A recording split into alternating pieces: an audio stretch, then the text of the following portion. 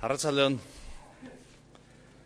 Arratsaldeon, ongi etorri eta mila esker. Eta mila esker esaten dudana, esan nahi dut mila esker benetan. Estamos, los organizadores de este ciclo de conferencias, estamos realmente sorprendidos y muy gratamente impresionados por vuestra respuesta. Y la queremos agradecer de verdad. Y de hecho estábamos pensando, esto que se ideó como un calentamiento previo para el Passion for Knowledge que viene en otoño, pero nos estamos dando cuenta de que puede tener entidad propia. Y lo estamos comentando ahora, que los 10 años pueden ser no el fin de nada, sino el comienzo de algo, y que igual seguimos pedaleando, si Pedro Miguel y su gente se animan. Seguimos pedaleando el año que viene y seguimos haciendo divulgación científica. Se está empezando a comentar que Donosti, Guipúzcoa y Euskal Herria podría ser un foco de innovación, de investigación, de creación científica, y seguramente dependerá mucho de que nos lo creamos. Si nos lo creemos es posible, si nos lo creemos y pedaleamos fuerte, es posible que consigamos hacerlo. Esta aventura empezó en el Cursal con el propio Pedro Miguel, que ya fue el primer aldabonazo, se llenó el Cursal. Siguió con Txema Pitarque, que nos ensanchó el corazón euskaldún con una conferencia magistral en un euskera magistral. Y luego siguió con Fernando Cosío. Y hoy sigue con Javier Ezpurua. Javier Ezpurua es investigador del Centro de Física de Materiales del CSIC, de la Universidad del País Vasco. Es el líder del grupo de nanofotónica del Centro de Física de Materiales también del CSIC. Realizó la tesis doctoral bajo la dirección de Pedro Miguel Etxetique. Recuerdo que cuando presenté a Txema Pitarque también lo comenté. Seguramente un gran científico es más grande cuando hace escuela, y creo que estamos empezando a ver la escuela de Pedro Miguel. Javier Ezpurua realizó 2 estancias postdoctorales en la Chalmers University of Technology en Suecia y en la División de Física Atómica de National Institute of Standards Technology en Estados Unidos. Suelen ser currículums repletos. Es autor de más de 60 publicaciones científicas y asistente en numerosas charlas invitadas en congresos internacionales, y mantiene colaboraciones con grupos de nanofotónica de Estados Unidos, Europa y Asia. Él me decía, en la entrada me decía, bueno, lo mío va a ser más técnico, pero bueno, pues intentaré. Y también me ha prometido que si el año que viene hay Kucha Lectures, probablemente él su conferencia la pronuncie en euskera. Os pido un aplauso para animar a Javier Ezpurua. Nos hablará de cuando la luz se hace pequeña. Javier.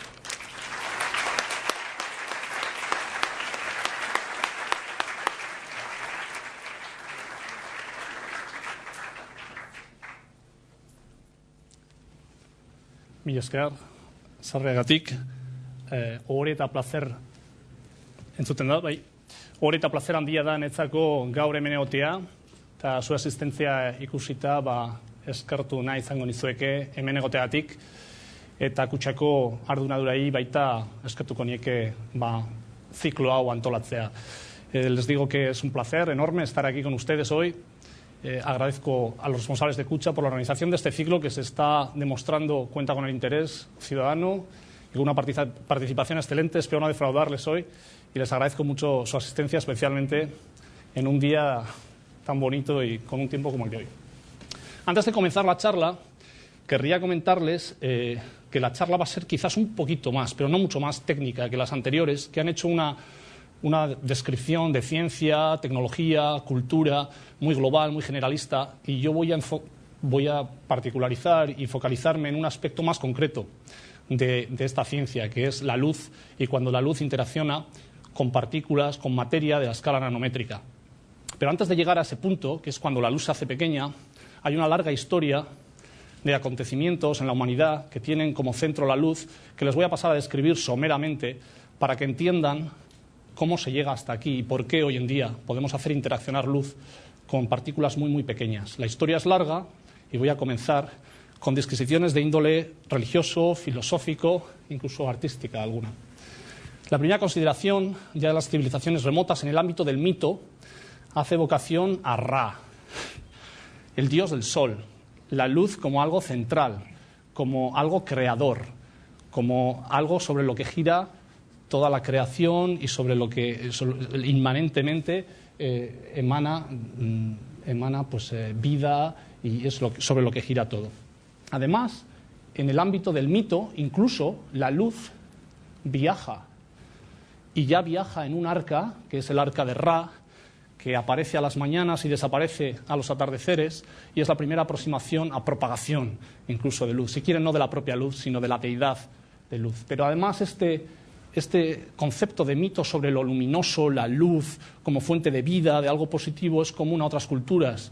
En Asia también, remotamente, el concepto de iluminación, si piensan ustedes sobre él, Buda cuando llega en una sola noche a esa perfección, a ese conocimiento de la verdad, a esa iluminación que produce la luz, llega al zen, a la verdad absoluta. Luego, identificación de luz con lo positivo, con la verdad, es algo común a todas las culturas, incluida la nuestra, la judeocristiana, que me permito recordarles, para aquellos que no lo sepan, que en el Génesis, libro 1, primeros versículos, dice Dios, hágase la luz, y la luz se hizo.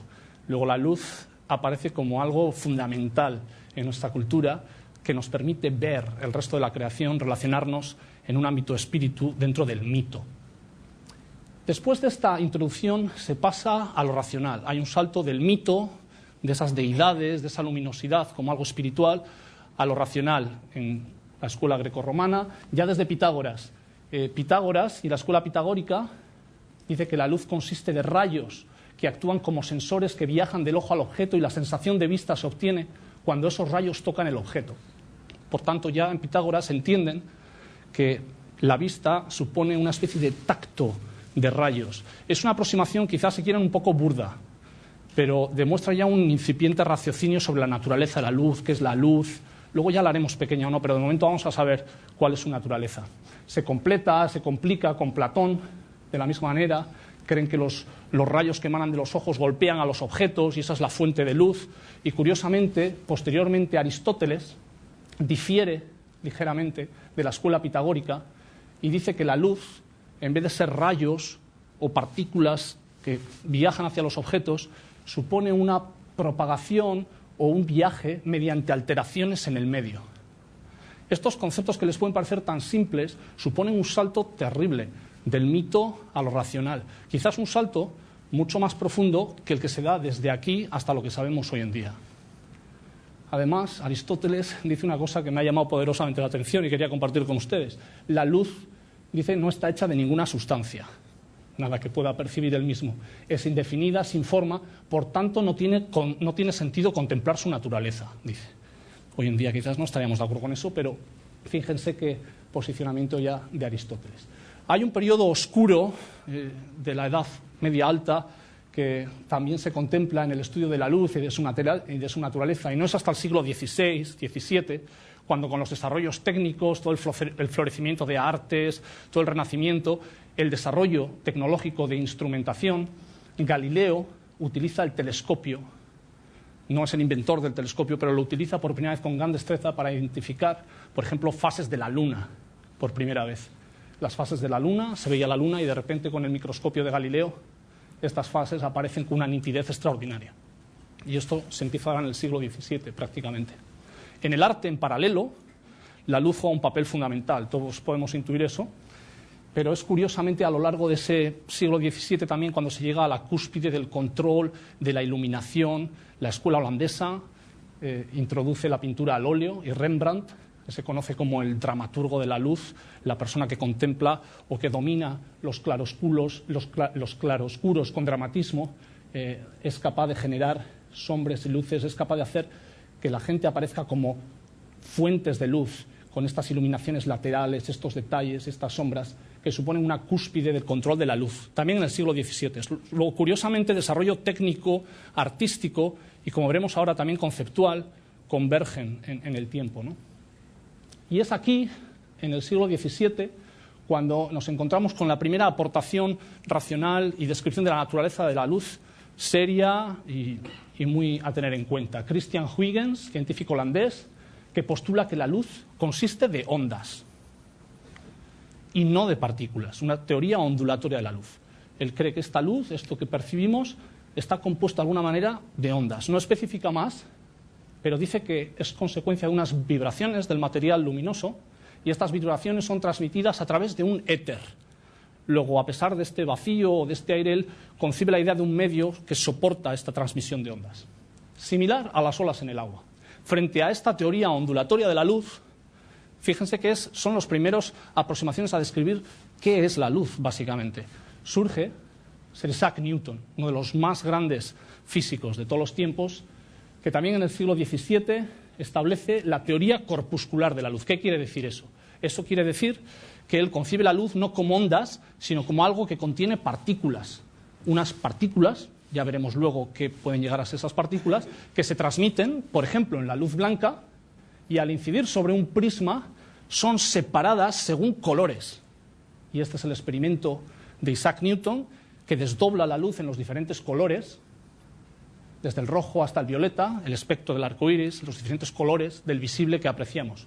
Y él postula que estos objetos luminosos radian la energía en estas partículas o corpúsculos y estas partículas son eyectadas en líneas rectas. Luego tenemos dos teorías fundamentales para describir la naturaleza de la luz. Una que dice que es algo como ondas y otra que dice que son corpúsculos.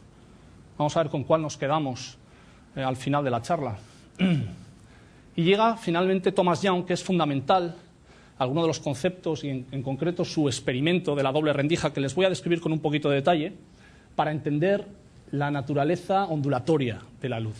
Young muestra en un experimento, que les voy a mostrar a continuación, inequívocamente esta naturaleza ondulatoria. Por primera vez estamos ya entrando siglo XIX, finales del XVIII.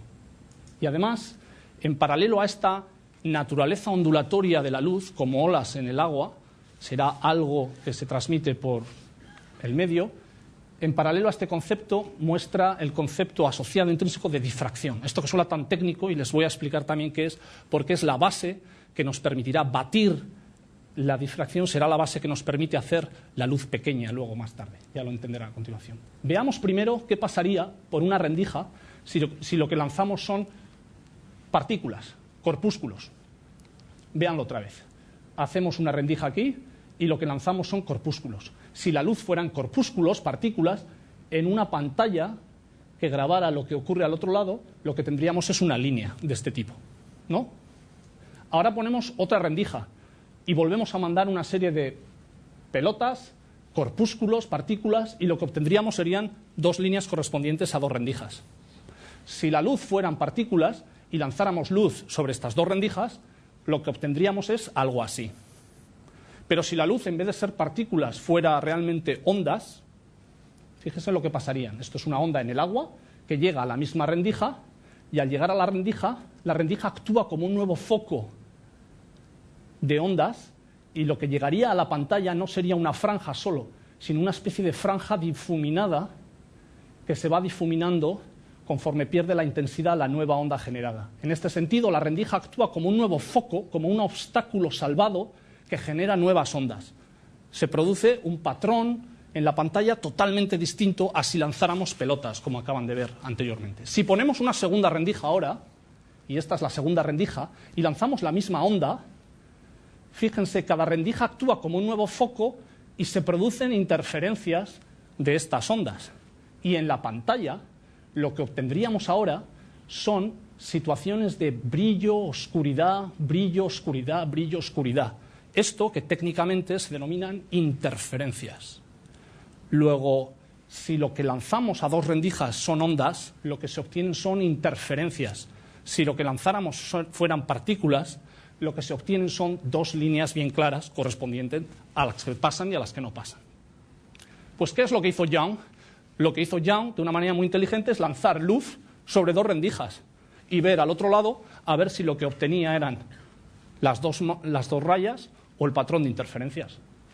Y cuando lo hizo, por cierto, este patrón de interferencias, pueden entenderlo todos, por ejemplo, en la bahía de San Sebastián o en una piscina, cuando inciden dos ondas, interfieren y producen zonas de máximo, de mínimo, es decir, el concepto aquí, esto sería que en la interferencia de ondas, cuando hacemos interceder luz con luz, a veces se produce más luz y otras veces, cuando hacemos incidir luz más luz, se produce oscuridad, es decir, la interferencia. Como digo, en el experimento de Young, con una doble rendija, se lanzó luz y lo que vieron es que exactamente se producía un patrón de interferencia. Cuando interfería una onda con la otra en el máximo se daba una zona brillante y en el mínimo se daba una zona oscura. Con lo cual el experimento de Young, ya en ese año, establece que en este experimento y en estas condiciones hay una naturaleza ondulatoria de la luz. Esto es fundamental, porque hasta entonces no se había establecido nada a este respecto. ¿De acuerdo? Por tanto, se puede entender esta situación de nueva generación de ondas ante un obstáculo como una nueva generación de un frente de ondas, y esto es lo que se llama la difracción, que es como ese desdoblamiento o el doblamiento de esas ondas frente a un obstáculo. Permítanme completar esta información sobre ondas diciéndoles que esto pasa en cualquier onda, no solo en unas ondas en el mar o en la luz, como demostró Young, sino en cualquier onda. Por ejemplo, el sonido. El sonido no es más que una onda de presión. Si nosotros no tuviéramos esta difracción, esta naturaleza ondulatoria del sonido, cuando alguien en un cuarto separado por un tabique produjera un sonido o hablara, este receptor aquí no podría oírlo porque se emitiría un corpúsculo o una partícula de sonido, viajaría en línea recta y se perdería por aquí. Sin embargo, al producir una onda de sonido, su naturaleza ondulatoria llega a este obstáculo aparece como una nueva fuente de onda, es un proceso de difracción y esta persona puede oír al otro lado del tabique. Eso lo experimentamos continuamente. Es la naturaleza ondulatoria del sonido la que le permite doblar las esquinas. Lo mismo pasa con la luz. Esto es lo que pasaría si no fuera ondulatorio el sonido. Esto me trae a un concepto que cuando decía que podía llegar a ser un poquito más técnico, van a entender ustedes perfectamente, pero lo necesitamos para entender luego cómo hacemos pequeña esta luz, que es la longitud de onda. Vamos a definir la longitud de onda, que no es más que una longitud medida en metros, en nanómetros, en una distancia entre la distancia de una cresta de una ola y la siguiente cresta de la ola. Pero esta distancia puede variar. Pueden ser olas muy seguidas o pueden ser olas muy espaciadas. Y esto tiene una importancia fundamental para las características de esa onda. ¿De acuerdo? De hecho, el hecho de que entre una cresta y la siguiente haya una determinada longitud de onda establece una regla de medida. Entre esta onda y esta onda hay una distancia x y eso equivale a tener en una regla la mínima distancia en las muecas de esa x. Con una regla que tiene una muesca de distancia x no vamos a poder medir absolutamente nada menor que esa distancia. Algo parecido le pasa a la luz. La luz actúa como una regla en la que al llegar a algo no va a poder medir algo más pequeño que esta longitud de onda. Si yo llego con una longitud de onda de 100 unidades, yo no voy a poder medir algo que mide 50 o 20 o 1. Igual que con una regla tampoco podría medirlo si mis muescas son muy grandes. Y este es un problema intrínseco que tiene la luz y su naturaleza ondulatoria. Esto implica un problema para resolver objetos. Conectado con la difracción, si yo llego con una onda, tengo un objeto que acaba aquí de una manera abrupta y lo que presento es, debido a la naturaleza ondulatoria, esta difracción, lo que veo aquí, al doblarse esta onda, es una especie de sombra difuminada. Es decir, no soy capaz de resolver el objeto nítidamente, no soy capaz de medir con mi longitud de onda, porque esto es muy abrupto, muy pequeño. La longitud de onda es demasiado grande para medir una cosa tan pequeña. Si la luz no fuera una onda, sino que fueran corpúsculos, llegarían los corpúsculos de la luz a este objeto y los que están a la derecha pasarían y los que están a la izquierda no, con lo cual obtendría una calidad muy nítida de mi objeto. Luego, el hecho de tener esta naturaleza ondulatoria de la luz es un problema terrible para resolver objetos pequeños. La luz no va a poder medir objetos pequeños, ya vamos a ver cuánto de pequeños.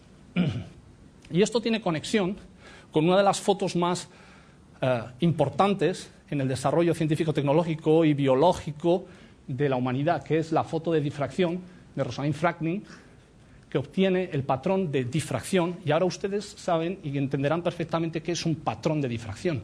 El patrón de difracción no es más que estas interferencias, esta sucesión de máximos y mínimos producidos por alguna onda al pasar por un obstáculo. El obstáculo que se pone a esta fotografía de difracción es una molécula, una cadena de DNA. Y a una cadena de DNA le vamos a enviar una onda que va a ser un rayo X, de hecho, y ese rayo X, al ver las cadenas de átomos, va a producir una serie de interferencias que se producen de esta manera en particular para esa molécula. Lo que tratamos de hacer aquí es un problema algo como a la inversa. Obtenemos el patrón de difracción, que son estas interferencias, e intentamos descifrar cuál es la estructura real. Es como si en una piscina uno genera un patrón de ondas que interfieren, saca una foto al centro de la piscina con las ondas y viendo esas interferencias y ese juego tan complicado de interferencias, quiere sacar información de cómo son realmente las paredes de la piscina, que son las que producen las interferencias. Algo parecido se hace aquí. Entonces, la estructura real, que tal y como les han explicado magistralmente en las conferencias anteriores el profesor Echenique, el profesor Pitarque, es una estructura de doble hélice de DNA a la que se llega gracias a la interpretación del patrón de difracción de esas interferencias anteriores.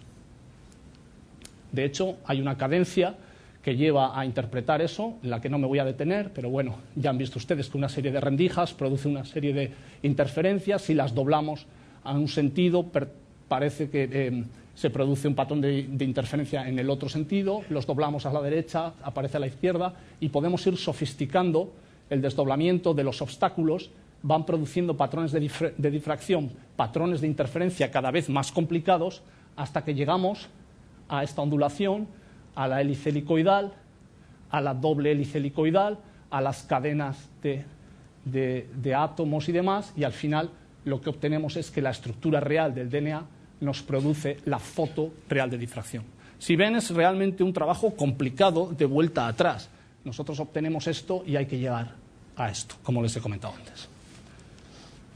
Llegamos a finales del siglo XIX, en la que tenemos este experimento que nos ha demostrado la naturaleza ondulatoria de la luz, pero tampoco sabemos todavía qué es lo que oscila. Hemos hecho el símil mecánico con el agua, pero la luz no es agua que oscila. ¿Qué es eso que oscila? En 1864, James Clerk Maxwell sintetiza y unifica los campos de electricidad y magnetismo, y en esa síntesis de ecuaciones que Boltzmann llegó a decir fue acaso un dios el que escribió estas fórmulas, de la maravillosa síntesis que suponen en la electricidad y en el magnetismo. Como digo, Maxwell sintetiza toda esta electricidad y magnetismo y se demuestra a través de estas ecuaciones que lo que la luz es una onda, en lo cual lo que cambia, lo que evoluciona, estas crestas que cambian son los campos eléctricos y magnéticos. De hecho, los campos eléctricos y magnéticos oscilando y propagándose son luz, pero son luz para determinadas longitudes de onda. Y ustedes ahora ya saben lo que es una longitud de onda. Es la distancia entre dos crestas. Es la distancia entre el máximo, cuando el campo eléctrico es un máximo y vuelve a ser un máximo. En esa oscilación, si la longitud de onda es entre 400 y 700 nanómetros, empezamos a usar nanómetros, 10 a la menos 9 metros. Es muy, muy pequeño, pero son 400, entre 400 y 700. Este es el tipo de radiación, de onda electromagnética, que el ser humano es capaz de ver. Pero si hacemos que esta longitud de onda, esta distancia sea más larga entre las crestas o más corta, producimos otro tipo de radiación, que es muy útil tecnológicamente, pero que no nos sirve para ver porque el ser humano no tiene capacidad para excitar la retina y el nervio óptico en esas longitudes de onda. En longitudes de onda del orden de metros tendríamos las ondas de radio, las microondas para longitudes micrométricas, para longitudes de onda muy, muy pequeñas, rayos X, distancias atómicas, que son capaces de resolver el DNA, como hemos estado antes, pero para cientos de nanómetros es donde caemos en la luz, en el visible. Para longitudes de onda muy cortas, el azul; para longitudes de onda muy largas, el rojo. Luego, esa separación de colores que veíamos antes se puede entender como una separación en distintas longitudes de onda, diferencias entre las crestas. Pero me resisto a acabar esta introducción histórica sobre la luz y la naturaleza de la luz sin citar aquí a uno de los grandes científicos de nuestra era, también Albert Einstein, que postula una teoría sobre el efecto fotoeléctrico, que es un efecto que está en la materia cuando llega luz a un material y arranca un electrón. Estos son detalles técnicos, pero quédense con la idea de que para explicar un fenómeno físico concreto, Albert Einstein necesitó postular que la luz estaba compuesta por unos corpúsculos, que luego se llamaron fotones, por cierto. Y la única manera de entender este efecto, que les puede resultar más o menos esotérico, pero resulta que es entender que la luz, o asumir que la luz está compuesta de partículas.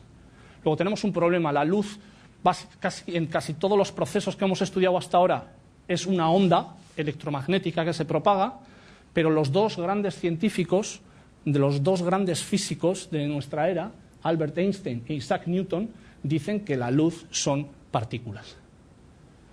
Esta dicotomía se resuelve en 1926, gracias a de Broglie, con lo que se llama dualidad onda-corpúsculo, que no quiere decir más que la luz tiene una naturaleza dual. La luz es algunas veces una onda para algunas cosas, o se comporta como una onda, y para otras cosas son partículas, se comporta como unos corpúsculos que se propagan. Y además esto no ocurre solo para la luz, sino que ocurre también para la materia. Y otras partículas que no son luz, sino son electrones, protones, neutrones, también pueden comportarse a veces como partículas, que es lo normal y lo que nosotros conocemos, pero en determinadas condiciones de velocidad y demás van a poder comportarse como luz. Y si hiciéramos el experimento de las dos rendijas de Young que producían interferencias para ondas con electrones a una cierta velocidad y a unas ciertas separaciones, podríamos conseguir también interferencias con electrones. Esto es un postulado bastante fuerte sobre la naturaleza de la materia y de la luz, que establece esta naturaleza dual, que la materia es a la vez una partícula, una masa, algo que podemos coger, y para otras cosas presenta una naturaleza de onda, de propagación, de algo que se propaga, que es más intangible. Es una señal. Volvamos al problema de la luz y qué hacemos cuando podemos hacerla pequeña. Todavía no podemos hacerla pequeña, y si recuerdan ustedes, no podemos hacerla pequeña porque hay difracción, porque la luz se dobla, genera un nuevo frente de ondas cada vez que encuentra un obstáculo pequeñito.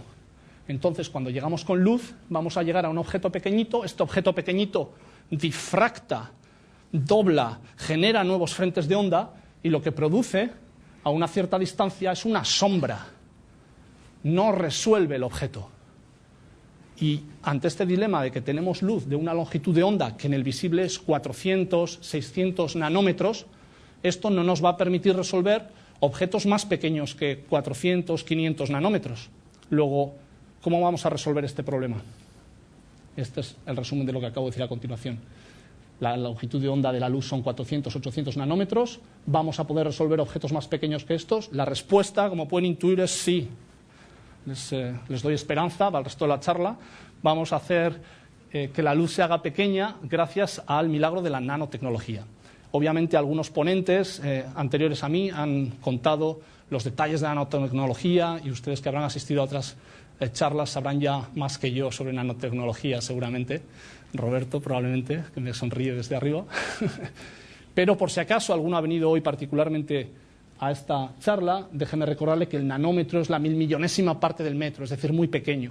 Y para que se hagan más idea todavía, aquellos que todavía no habían asistido al ciclo anterior de charlas, siendo uno el nanómetro, que es del orden del tamaño de moléculas, ADN, del orden de 10 nanómetros, aquí voy subiendo en dimensiones, en tamaños. 10 a la 2 significaría 10 por 10, 10 a la 3, 10 por 10 por 10, y así sucesivamente.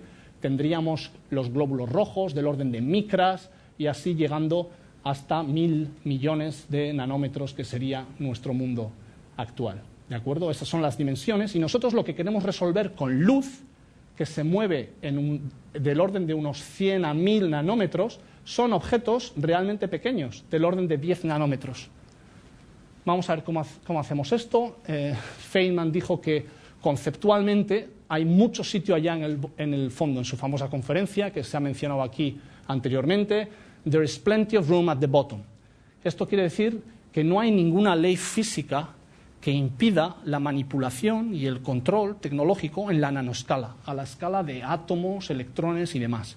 Entonces, lo único que vamos a tener que hacer nosotros es utilizar materia, ya les voy a mostrar ahora cómo, para hacer interaccionar esta luz, que no se quiere hacer pequeña, que difracta, que no ve objetos pequeños.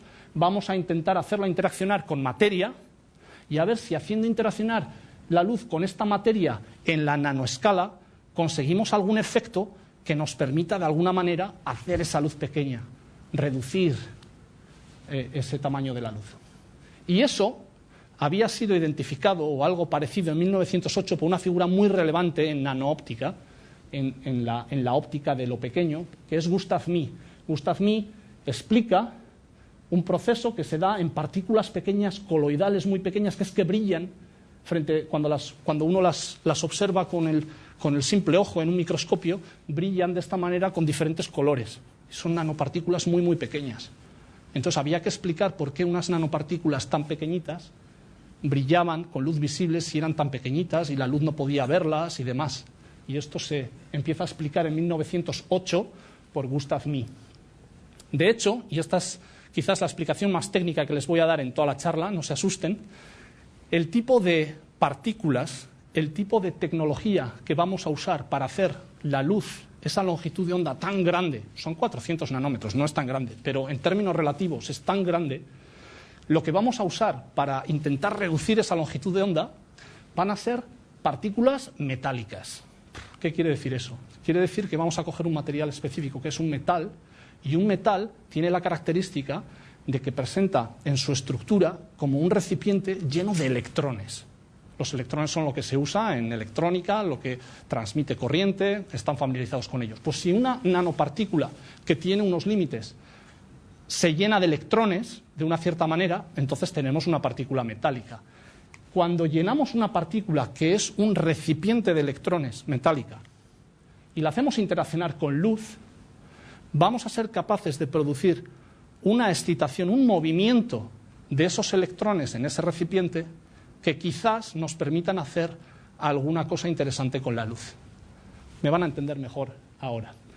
A esta excitación o a este recipiente de electrones hirviendo cuando llega la luz, le vamos a llamar a esa excitación de un nombre muy curioso, que se llama plasmón. Y no es un plasmón porque da la petardada, ni porque es simplemente un plasmón, porque es un plasma de electrones, una especie de líquido de electrones, una especie de piscina de electrones que oscila. Oscila así, pero dentro de un recipiente. Es como tener una marmita hirviendo de electrones, ¿de acuerdo? O una piscina. Y nosotros entonces lo que hacemos es calcular, y aquí les muestro una simulación en la que les voy a explicar qué es. Esto viene a ser del orden de 100 nanómetros, esto viene a ser del orden de otros 100 nanómetros, y lo que muestro aquí es la densidad electromagnética de energía. Llega una onda de luz, lo voy a dejar suficiente tiempo para que entiendan lo que está pasando aquí, llega una onda de luz aquí, y nosotros tenemos nuestro caldero de electrones, nuestra nanopartícula metálica en el medio. Y cuando llega la luz, con una longitud de onda grande y demás, llega a esa nanopartícula, y cuando llega a esa nanopartícula, el caldero de electrones, nuestra piscinita de electrones, empieza como a hervir, oscilando, acorde a la luz que le ha excitado. Y esa oscilación y esa excitación ocurre en la nanoescala.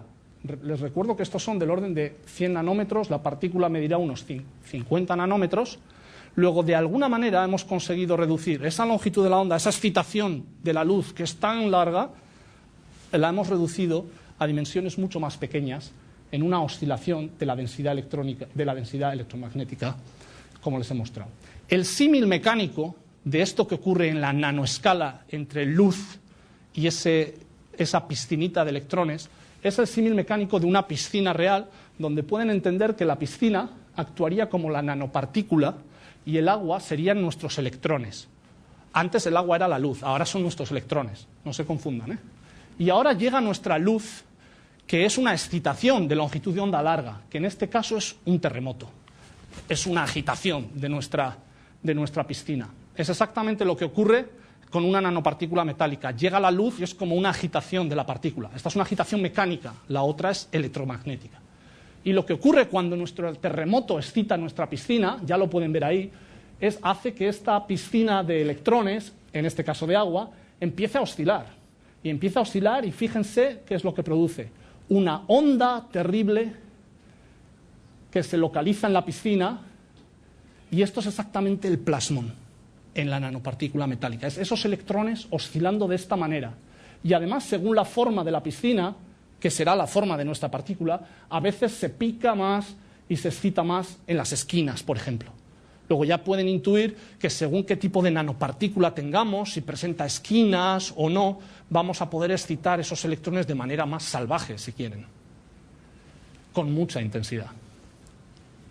Esto, además, requiere un trabajo de diseño, ingeniería en la nanoescala para poder diseñar la forma de nuestra piscinita de electrones, nuestras nanopartículas metálicas, de tal manera que cuando llega la luz seamos capaces de producir la máxima oscilación posible, que irá asociada a un máximo de energía electromagnética, de luz. Luego, según cómo acoplemos, cómo estudiemos estas nanopartículas, cómo las distribuyamos, podemos optimizar estos procesos. Y para hacer este tipo de cálculos de nuestros electrones interaccionando con la luz, cuando se hace pequeña, lo que hace falta es un gran poder de computación.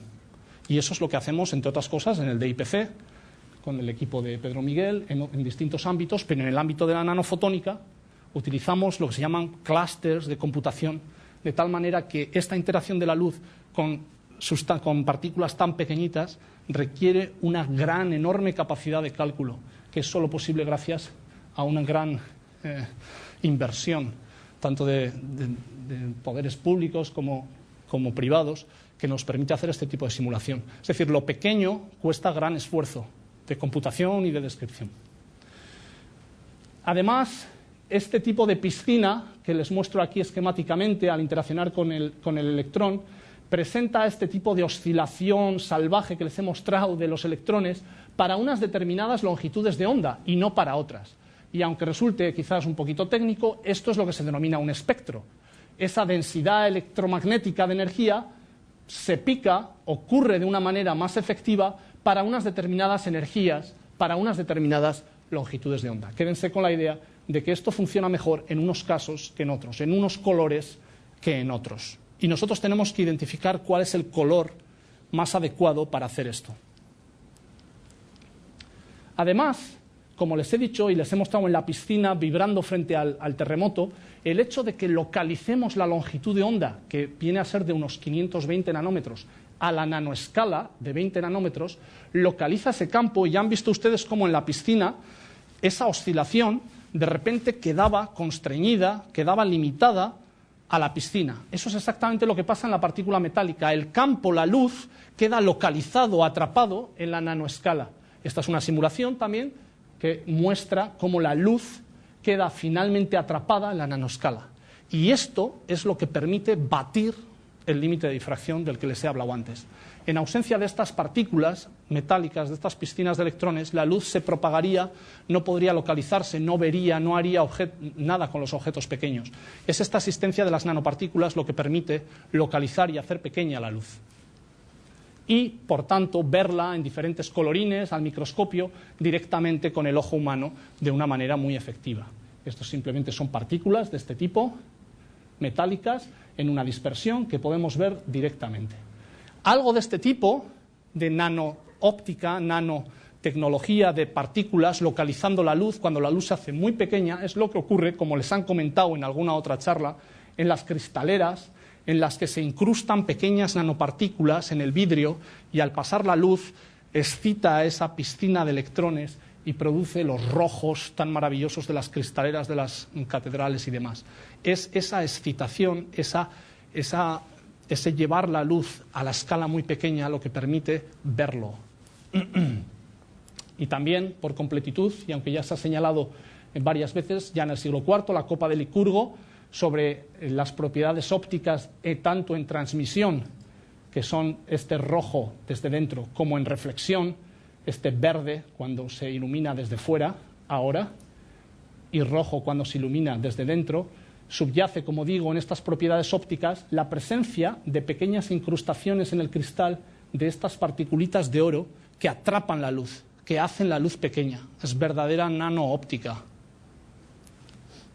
Además, en los últimos tiempos, cantidad de grupos en Estados Unidos y en otros países han sofisticado el diseño de estas pequeñas piscinitas de electrones, de estas nanopartículas metálicas. Y tenemos cubos, nanocubos, ya ven, las dimensiones son muy pequeñas. Tenemos nanoestrellas y cada nanocubo, nanoestrella, cada nanoforma interacciona de una manera distinta con la luz. Y en eso radica la ingeniería de nanoóptica, en controlar a través de formas y diseños esa interacción con la luz. En nuestro caso, nosotros este tipo de partículas las hemos elongado, hemos descrito la estructura y la respuesta, cómo se acoplan los plasmones a este tipo de estructuras, y de la misma manera que en ondas de radio se localizan en metros y demás, en la nanoescala, localizándose a tamaños nanométricos, se habla de nanoantenas ópticas. Y esto es un cálculo de cómo se localiza la luz, lo ven aquí perfectamente, aquí y aquí en esta antena, calculada por uno de nuestros investigadores, Aitzol García, en la que muestra auténtica nanoóptica llevando al límite de la nanoescala esta luz que es de una longitud de onda enorme. Por tanto, nos encontramos en este momento con el potencial de reducir la luz a escalas nanométricas, que no era fácil hasta hace unos pocos años, con el uso de estas partículas nanometálicas, y nos encontramos ante un desarrollo similar o parecido al desarrollo de la electrónica. El desarrollo de la electrónica ha sufrido una miniaturización de sus válvulas, condensadores, hasta los chips que involucran cantidad de transistores en un solo chip, y en óptica se puede hacer un paralelismo algo similar, desde la óptica geométrica, limitada por la difracción, con una lente, con sus gafas, no podrían ver objetos más pequeños que la longitud de onda, pasando por la fibra óptica, que controlaba ya la señal en la escala micrométrica, para llegar en las últimas décadas, 1 o 2 décadas, a nanoóptica real, a localización, como en el sentido que les he explicado de la luz, en la escala nanométrica. Luego es un paralelismo bastante interesante, y me pueden preguntar aquí, bueno, entonces, si ya tenemos electrones y se hace comunicaciones y señales y tecnología con electrones, ¿para qué necesitamos la óptica y los fotones y controlar los fotones o controlar la luz, estas ondas a escala tan pequeña? Pues porque la luz es muy rápida. La luz es terriblemente rápida, mucho más rápida que los electrones, y podemos hacer las cosas con luz, enviar señales, manipular esa luz de una manera mucho más rápida que la que se puede hacer con electrones. Y tiempo es dinero, que dicen los americanos, ahora que veo a Garnet por ahí, y nosotros avanzar en 100 veces tiempo en los procesos supone un incremento de tecnología y de calidad tecnológica apasionante. Esta reducción de la luz a la nanoescala produce además una serie de aplicaciones tecnológicas, que va a ser en lo que me voy a centrar la última parte de esta charla, ahora mismo, y hay variedad de aplicaciones. Todo esto que les he explicado de localizar la luz, controlarla en la nanoescala, seleccionar el color, etcétera, tiene aplicaciones, grosso modo, en circuitos ópticos, lo que les he dicho, en enviar señal en la escala nanométrica. Enviamos una señal de aquí a aquí. Se pueden producir circuitos ópticos. En microscopía de campo cercano. Les voy a explicar esto con más detalle. Y también les voy a explicar cómo con esta localización de la luz podemos tratar incluso cánceres de una manera bastante efectiva. Además, ya les he contado que hay una serie de componentes de nanoantenas, aumentadores espectroscópicos, y mencionaré, por último, los metamateriales, que producen efectos curiosísimos de invisibilidad, índice de refracción negativo, y lo comentaré al final de la charla también. Vayamos con estas 2 aplicaciones en las que me quiero detener un poquito más para acabar, que son la microscopía. Y van a entender muy fácil. ¿Por qué menciono esta aplicación? Bueno, por 2 motivos. Una, porque muestra a la perfección este concepto que les llevo transmitiendo toda la charla de intentar hacer la luz pequeña, que es que cuando usamos una punta, y una punta es otra forma de partícula, otra forma de continente o de recipiente de nuestros electrones, e incidimos con luz normal, que estaría limitada por la difracción, esta luz no podría ver cosas más pequeñas que 400 nanómetros, por ejemplo, y sin embargo, cuando ponemos aquí una punta, que a mí me gusta llamar nanoantorcha, va a localizar la luz mediante la excitación de estos plasmones, de estos electrones, y la va a localizar aquí de una manera que yo llego con mi punta, llego con la luz, localizo la luz en la nanoescala gracias a mis plasmones, y ahora con esta punta encendida, con esta nanoantorcha, yo voy a poder barrer una muestra de la que quiera obtener una imagen y obtener imágenes con resolución nanométrica. Es decir, voy a ser capaz de resolver objetos terriblemente pequeños que no habría sido capaz de resolver directamente con este haz de luz y, sin embargo, por la presencia de esta punta, voy a ser capaz de resolver. Esto es exactamente lo que les he comentado antes de la piscina, que cuando uno obtiene una punta, pica esta densidad electromagnética, y entonces se han fijado antes como en la piscina, en la esquina, el agua subía más. Esto ocurre exactamente lo mismo. En esta punta llegan este agua, este líquido de electrones y pica más. Y tenemos la terrible suerte, en el Centro de Nanociencia de San Sebastián, que dirige el profesor Pitarque, de tener a uno de los mejores microscopistas, y lo puedo decir porque conozco el campo en el mundo y lo que hay en el mundo, y uno de los mejores microscopistas de campo cercano, que hace microscopía, nanoscopía, en la nanoscala, que es Rainer Hillenbrand, que dirige el laboratorio de nanofotónica y hace experimentos con esto. Y les voy a mostrar uno de sus experimentos, que es sobre un transistor que es de escala nanométrica. Los transistores de última generación, y este está tomado de Infineon Technologies, es un transistor de 65 nanómetros, los hay más pequeños ahora mismo. Y este transistor, que en el diseño es de esta manera, quédense con la idea de que esto es una estructura, que es un transistor, de hecho, pero es una estructura que involucra distintas zonas. Y si viniéramos con luz normal, nosotros no veríamos prácticamente nada. O si viniéramos con otra cosa que se llama microscopio de efecto túnel o microscopio de otras características, que no viene al caso, obtendríamos una luz así difuminada de este tipo. ¿Qué es lo que obtenemos cuando reducimos la luz a escala nanométrica? Cuando somos capaces de encender esa punta, esa antorcha nanométrica y escanear nuestro transistor, que es esto de aquí.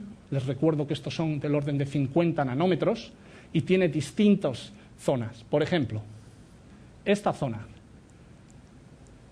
de aquí, no sé si se ve por la luz, pero estas zonas son los contactos metálicos. Es una zona. Bueno, pues pasando nuestra antorcha por este transistor, somos capaces de distinguir la zona donde hay metal. Esto viene a ser unos 20 nanómetros.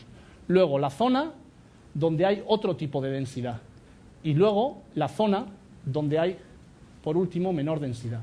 Es decir, si viniéramos con luz normal sobre este transistor de diseño, en vez de ver lo que se ve aquí con microscopía electrónica, lo que veríamos es, básicamente, esto. Nada, una sombra. Esta es la topografía.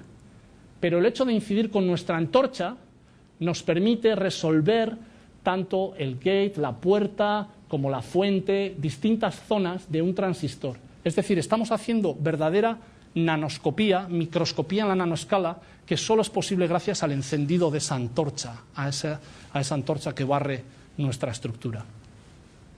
Se consiguen, y Rainer Hillenbrand en Nanogune consigue, imágenes con una resolución de 40 nanómetros, utilizando longitudes de onda de 118.000 nanómetros. Es decir, una longitud de onda gigante que jamás sería capaz de ver nada, pero por el uso de esta antorcha nanométrica, esta punta de microscopio de campo cercano, es capaz de resolver un transistor de 60 nanómetros. Y esto es realmente asombroso y creo que les consigo transmitir lo increíble que resulta, ¿no?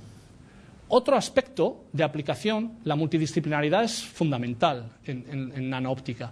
Y un aspecto de incidencia de nanoóptica en ciencias aplicadas es en biomedicina.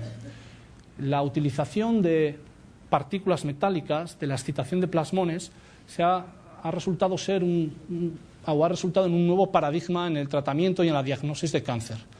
Como les mostraré ahora, tampoco es la panacea, pero muestra un camino y un nuevo paradigma que puede ser muy relevante. Les voy a explicar con un poquito de detalle cómo funcionan estas partículas, esta luz pequeña en el cuerpo, interaccionando con las partículas y cómo son capaces de curar cánceres. Esto va en la línea que tanto han apuntado mis predecesores, de tener casi nanorobots que se inoculan en el cuerpo, que viajan con una misión determinada y que establecen una pauta y son capaces de resolver un problema in situ. Nosotros vamos a introducir en el cuerpo unas nanopartículas, nuestras nanopiscinitas de electrones, y luego si conseguimos hacer llegar luz de alguna manera ahí, pues igual van a surgir efectos curiosos que pueden actuar sobre las células tumorales. Va en la línea de esto, pero también quiero lanzar un llamamiento a la cautela. Va en la línea de esto, pero no es esto. Estamos bastante lejos de lanzar un robot que se da cuenta de su entorno en el cuerpo, lanza unas sondas, adopta una solución in situ, etcétera, etcétera. Lo que les voy a mostrar a continuación va en la línea de esto, pero todavía estamos un poquito lejos de esto. Curiosamente, conseguimos que para la celebración de Passion for Knowledge, la pasión por el conocimiento, la celebración del 10º aniversario del DIPC, para las charlas de la mañana, que son algo más técnicas y un poco más especializadas, en la parte de fotones, contar con Naomi Halas de la Universidad de Houston, que es la pionera de la técnica que les voy a explicar a continuación. Consiste en lo siguiente: nosotros construimos nuestras partículas metálicas, nuestra piscina de electrones, mediante técnicas electroquímicas, que no vienen al cuento, pero cuyo proceso de crecimiento es de la siguiente manera. Ponen una especie de núcleo de silicio, de óxido de silicio, de hecho, y el metal se va pegando a este núcleo hasta que genera una especie de nanocáscara metálica. El hecho de que sea una nanocáscara es fundamental, les voy a explicar luego por qué. Pero de hecho tenemos aquí una nanopartícula metálica, una nanocáscara metálica, que es la que va a ser fundamental.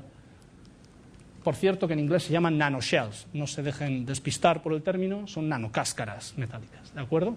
Y estas nanocáscaras metálicas, nosotros calculamos su respuesta, dónde responden mejor a la luz, cómo son capaces de reducir la longitud de onda mejor, etcétera, etcétera, y ese es el tipo de información que proveemos a los experimentales que las van a introducir luego en el cuerpo. Tienen que saber en qué parte, en qué color van a interaccionar mejor estas nanocáscaras. No será luego lo mismo enviar rojo, azul, ese tipo de cosas. Y entonces, esto es lo que ocurre. Si nosotros... Por cierto, déjenme apuntar, ¿por qué usamos este tipo de nanocáscaras? Principalmente es oro, porque son totalmente biocompatibles, vamos a ser capaces de introducirlas en el cuerpo, ¿de acuerdo? Además, son suficientemente pequeñas para viajar por el sistema circulatorio, son partículas del orden de 20 nanómetros, 100 nanómetros, luego pueden atravesar cualquier pared celular, el riego sanguíneo, etcétera, etcétera.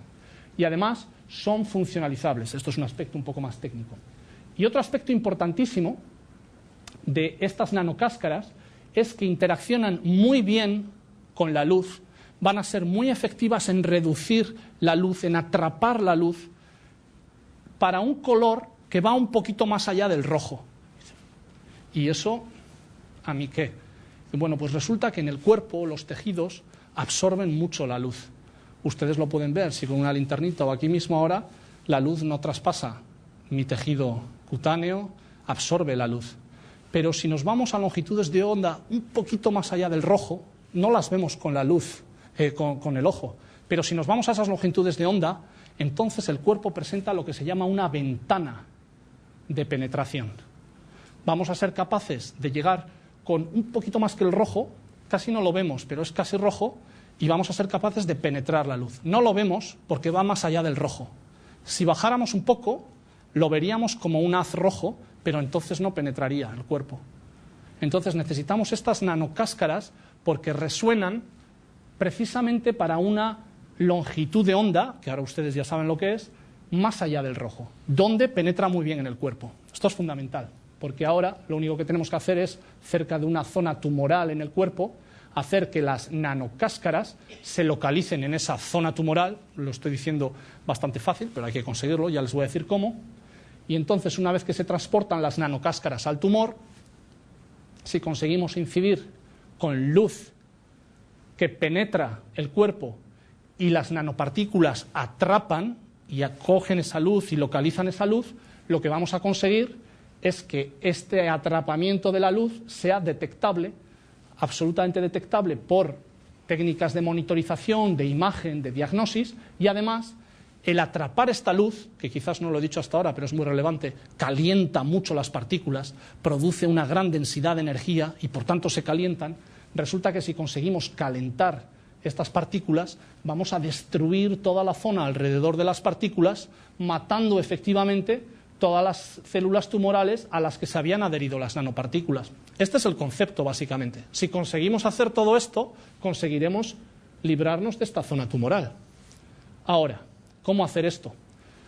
Antes de enseñarles cómo se hace, déjenme decirles por qué y cómo, si introducimos estas nanocáscaras, se adherirían al tumor de una manera natural. Esto es un efecto que se llama de aumento de permeabilidad y de retención, que supone que las células tumorales son más porosas que las sanas.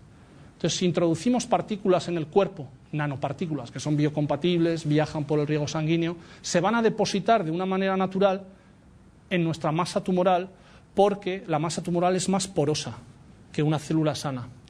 También se van a localizar en otras zonas del cuerpo sanas que sean también porosas, por ejemplo, riñones e hígado. Pero esas se eliminan de una manera natural, por heces, orina, y no hay problema. Lo que queremos es que estas nanopartículas se adhieran a la masa tumoral. Grosso modo, para que lo vean de una manera visual, lo que se haría con un paciente es inyectar las nanopartículas, un líquido con estas nanopartículas directamente en el riego sanguíneo, hacer que circulen por el riego sanguíneo, y pueden hacerlo porque frente a los glóbulos rojos, que son de micrómetros, nuestras nanopartículas son muy pequeñitas. Ahí ven un poco la diferencia, y se van a localizar de una manera natural a través de este riego sanguíneo en el tumor.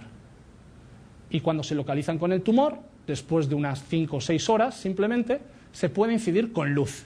Podemos incidir con luz, que es ese infrarrojo casi visible, aquí con una fibra óptica. No es una jeringuilla ni nada. Se podría incidir también de manera menos invasiva con una linternita. Esto es simplemente una fibra óptica que cuando enchufa la luz, las nanopartículas recogen esa luz, hacen esa luz más pequeña, la localizan, la calientan y destruyen toda la masa tumoral a su alrededor. ¿De acuerdo? Luego, el hecho de que estas nanopartículas reduzcan la longitud de onda y localicen esa luz hace que se calienten, y es la base del aniquilamiento de estas células tumorales. Además, como les he dicho, de tratar, se puede hacer diagnosis y visualizar la zona tumoral, porque estas nanopartículas que se han adherido a las zonas tumorales emiten más luz que las demás. ¿De acuerdo? Se han hecho una serie de experimentos ex vitro, todavía no en humanos, de este tipo de nanocáscaras asociadas a células oncológicas, y se ha visto que si bien las células oncológicas sin nanocáscaras metálicas perviven, cuando se ponen las nanocáscaras, las zonas tumorales son destruidas. Y lo que sí se ha hecho es un experimento clínico en ratones, que les voy a describir ahora porque es sumamente interesante. Es de hace un par de años, y son unos ratones que son inoculados con células de carcinoma de colon. Los pobrecitos. Espero que no se me levante nadie ahora en favor de los derechos de los animales. Yo también estoy a favor de los derechos de los animales, pero creo que es una buena causa de momento. Y lo que se hace con estos ratones es transportar las nanocáscaras sistémicamente. Se les hace una inyección en la vena de la cola, se trasladan las nanocáscaras, como les he dicho, a la zona tumoral, que en este caso es el carcinoma de colon, y 6 horas después de la inyección los tumores son irradiados con luz infrarroja a través de la piel. En este caso ni siquiera se incide con una fibra óptica como les he mostrado antes, es venir con una linternita. Esto es totalmente diferente a la terapia de radiación que se hace normalmente aquí, que es con una radiación altamente ionizante, muy energética, con grandes efectos colaterales y demás, de daños colaterales y demás. Esto es muy poco invasivo, es llegar con una linternita de luz. Es como si le enfocan a usted con una linterna, no es más. Durante, creo que son 3 minutos, efectivamente, 3 minutos, 6 horas después de la inyección. Eso es proveer de una inyección al paciente, en este caso el ratón, y después venir con 3 minutos con una linternita. Y esta es la linternita. Y estos son los resultados. Los resultados son, en términos del tamaño del tumor, para 3 grupos de control. Uno, tumores que no son tratados, son estos de blanco. Después se tratan 22 ratones el día 0 y el día 10 este tumor ha crecido, no se tratan 22, estos son el tamaño del tumor, que empiezan de 0, creo que eran del orden de, son 100 ratones o algo así, y estos nanómetros cuadrados de tumor, después de 10 días, crecen hasta 90. Estos no han sido tratados, es un grupo de control. A otro grupo se le aplica el láser, la linternita, pero no se le habían aplicado las nanocáscaras metálicas, y este grupo también desarrolla el tumor de la misma manera. Sin embargo, al grupo que se le aplica el láser después de haberle aplicado las nanocáscaras, el tamaño del tumor se vuelve 0, desaparece. Estos son resultados clínicos, publicados y al alcance de todos. En términos de, esta es la foto que demuestra el tumor y su extirpación completa. Le queda como una pequeña quemadurita y de nada. La supervivencia.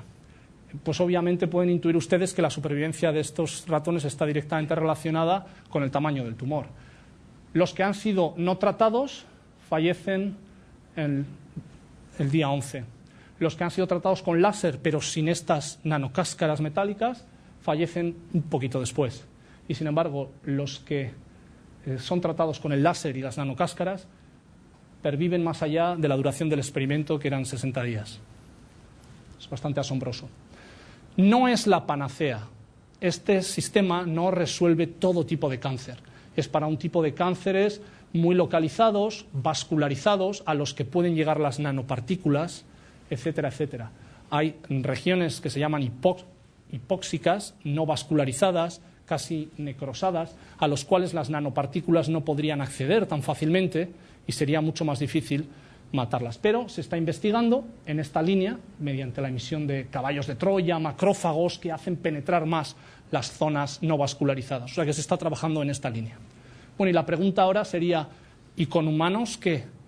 Bueno, pues les puedo avanzar porque el grupo que lleva esto es el grupo de Houston con el que colaboramos activamente, que hay un ensayo clínico en estos momentos en Texas, Houston, la clínica Anderson, que tan conocida es en el tratamiento oncológico, junto a otras clínicas de Texas, de Austin y San Antonio, creo, en las que se realizan tres ensayos clínicos independientes en los 3 centros.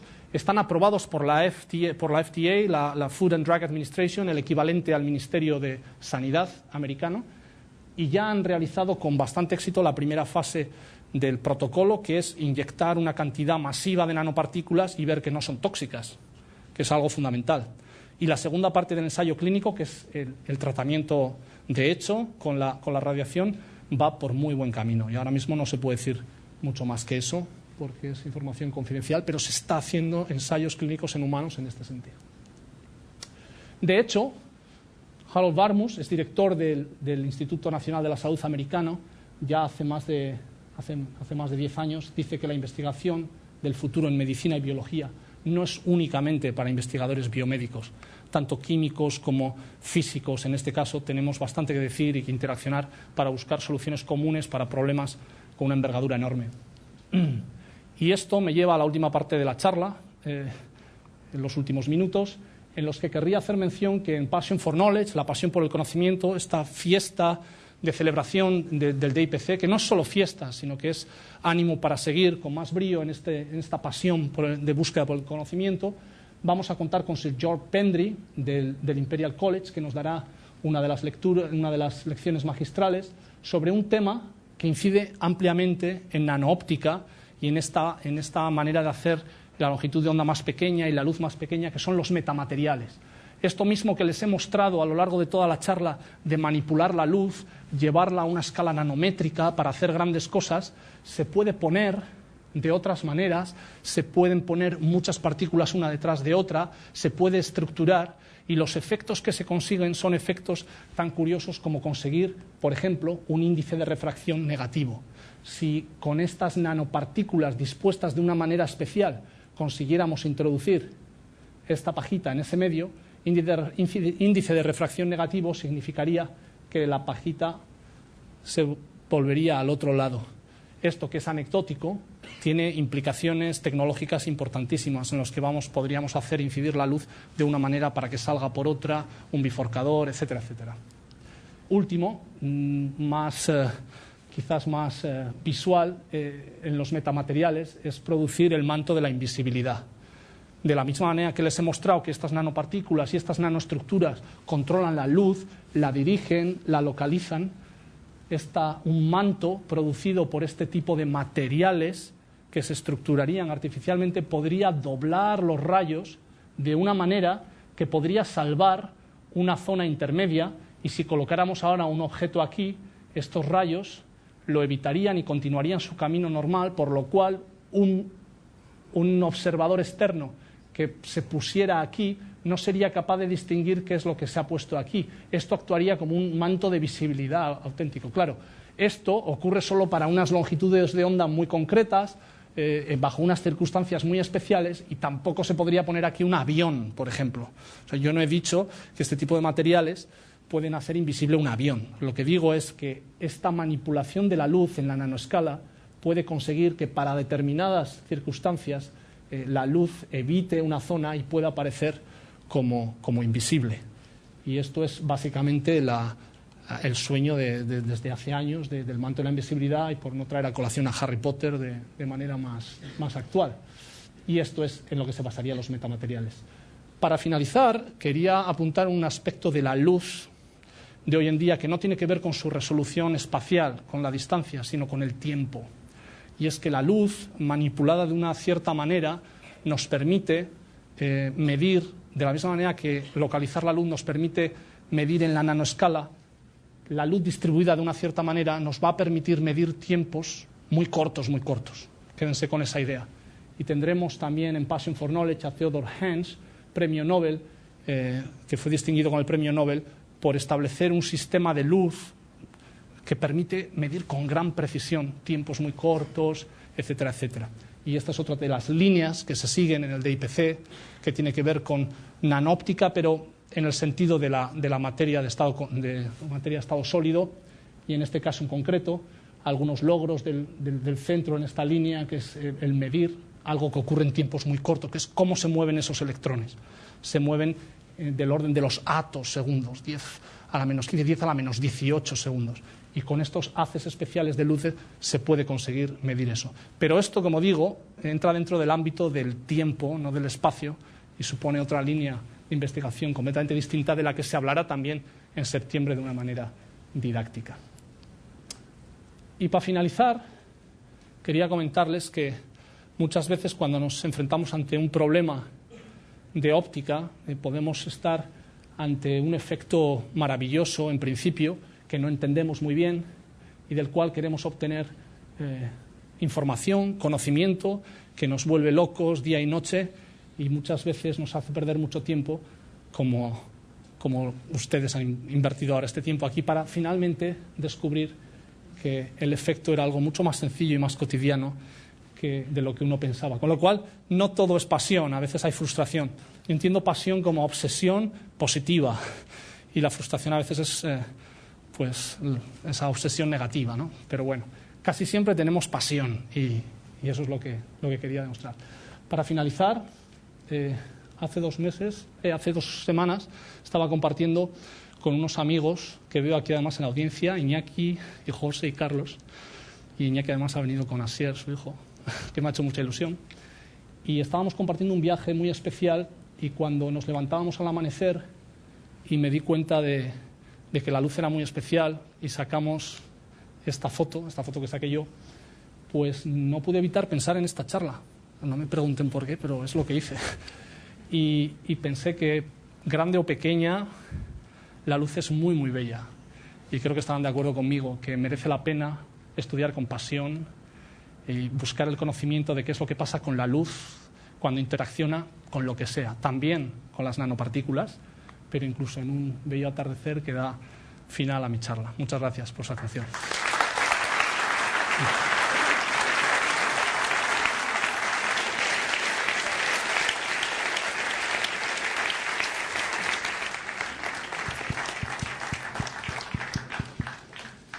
Bueno.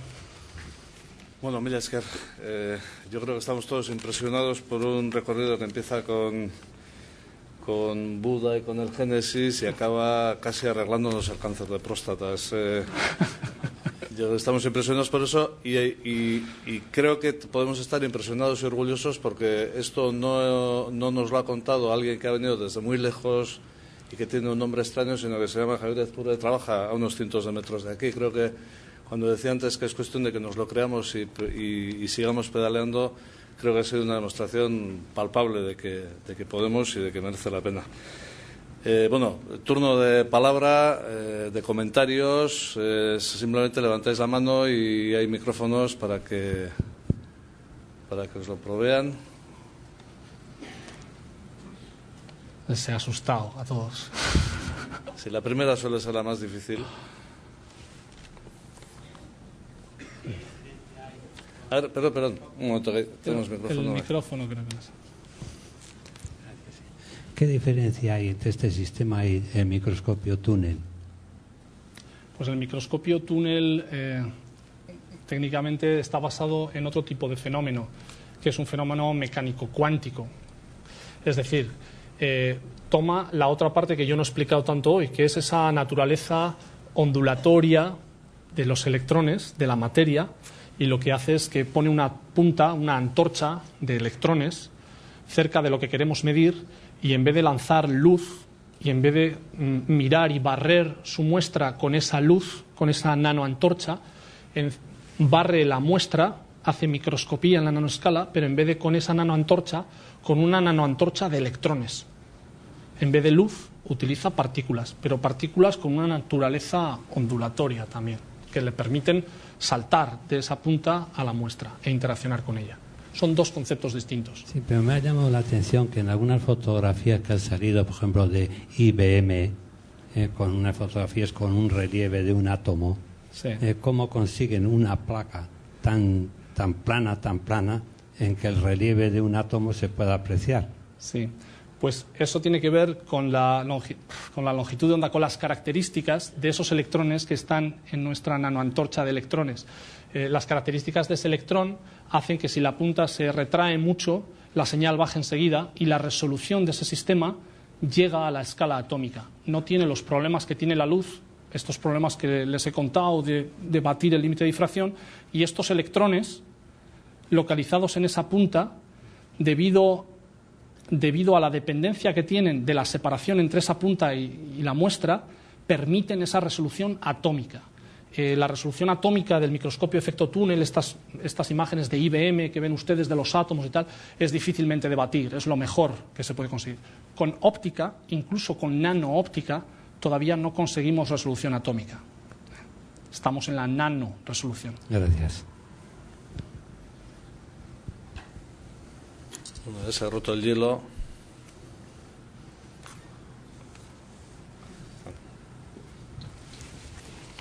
Voy a poner más en esta zona. Bai, kaso, eskerrik asko itzaldegatik. Teknikoa izango da, baino oso ondo esplikatu eta oso argi esplikatua. Nik niri duda bakatu, erderaz egingo dizute. Bueno, erderaz beste jendeagatik, niregatik ez, baina igual beste jendeak onduta hartuz igual gaztera, zobe, ez dakit. Sí, simplemente una duda. Has dicho que la resolución a la hora de medir cosas pequeñas está en la longitud de onda. Entonces, la longitud de onda del espectro visible es la que es y no más pequeña. ¿Por qué no se utiliza otra longitud de onda más pequeña? Quiero decir, ¿qué ventajas tiene el espectro visible sobre la otra? Efectivamente, es una pregunta muy buena, como todas las demás. Pero esa es una línea de trabajo que se hace. No lo he mencionado explícitamente, pero una de las alternativas a localizar la luz con nanopartículas es de partir con una longitud de onda más pequeña, con una regla más pequeña. Por ejemplo, radiación del ultravioleta, etcétera, etcétera. Y hay grupos de trabajo que trabajan en reducir esa longitud de onda, generar láseres, haces de luz. El problema aquí es tecnológico, no es fácil generar haces de luz controlado Los láseres del visible están más o menos accesibles de manera estándar, pero haces de láser ultravioleta y más abajo del ultravioleta es un reto conseguirlos, pero efectivamente con luz ultravioleta y longitud de onda más pequeña se consigue una resolución mejor directamente. Es una línea de trabajo. Y hay grupos en Estados Unidos, algunos de nuestros colaboradores, Aitzol, que he mencionado, había trabajado con láseres de ultravioleta en su tesis de máster. Es una línea de trabajo.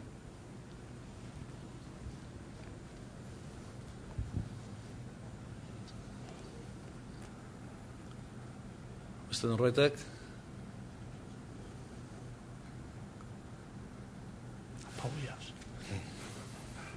Bueno, azken ohar bat, estamos asistiendo a este ciclo de conferencias, está haciendo semanalmente los jueves. Quiero avisar que el próximo jueves no hay conferencia, será dentro de 15 días y será la conferencia de Juan Colmenero sobre, el título es Molécula a molécula, autoensamblado molecular y nanotecnología. Es decir, no nos confundamos de venir el jueves que viene y no nos olvidemos de venir el jueves siguiente. Azken komentarioren bat edo zerbait esan nahi gozten dute? Besterik ez, mila esker da 15 barrura arte, eskerrik asko.